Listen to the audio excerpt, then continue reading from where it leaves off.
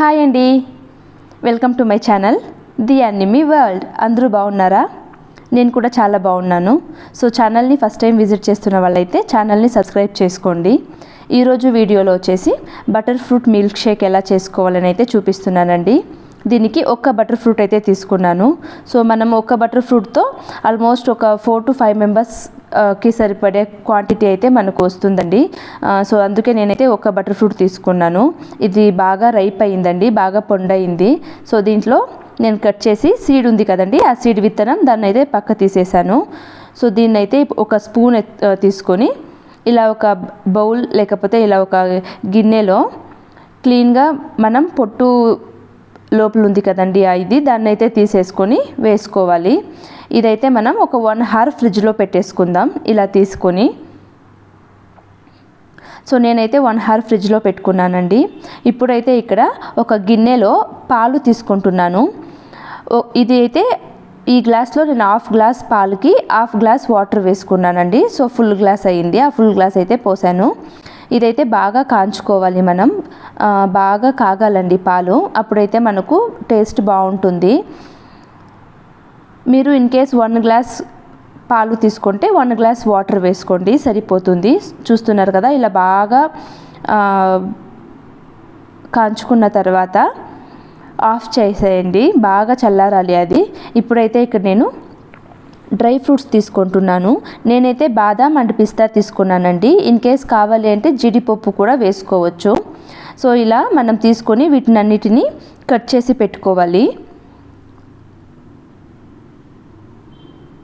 మీరు జీడిపప్పు తీసుకోవచ్చు, లేదు అంటే ఖర్జూరం వస్తుంది కదండి, అది కూడా తీసుకోవచ్చు. అలా కట్ చేసి పెట్టుకున్న తర్వాత ఒక జార్ తీసుకుని, ఈ జార్లో మనం ఫ్రిడ్జ్లో పెట్టుకున్నాం కదండి 1 hour నుంచి బటర్ ఫ్రూట్, దీన్నైతే ఫుల్గా వేసేసుకుంటున్నాను.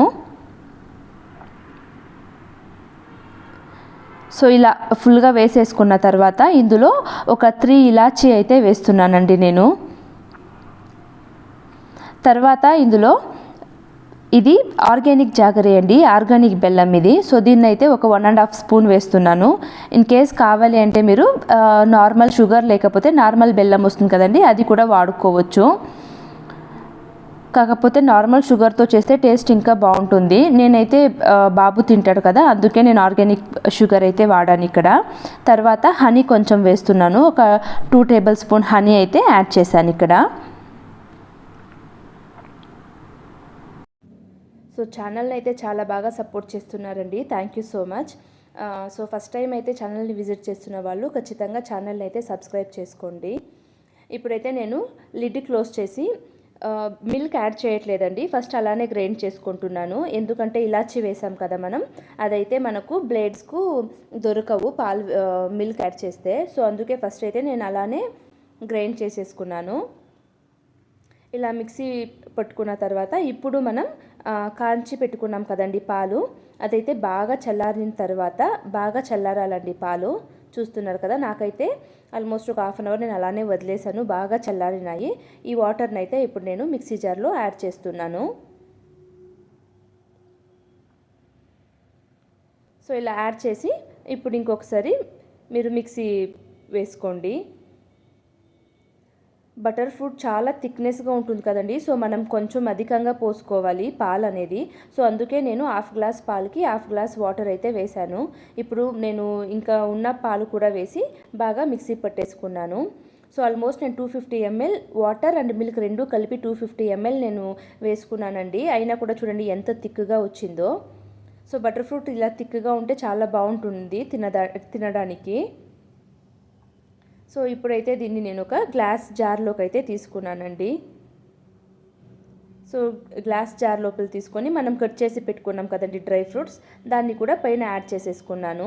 సో ఇదండి ఇవాళ రెసిపీ కనుక మీకు నచ్చుంటే ఒకసారి మీరు కూడా ఇంట్లో ట్రై చేయండి.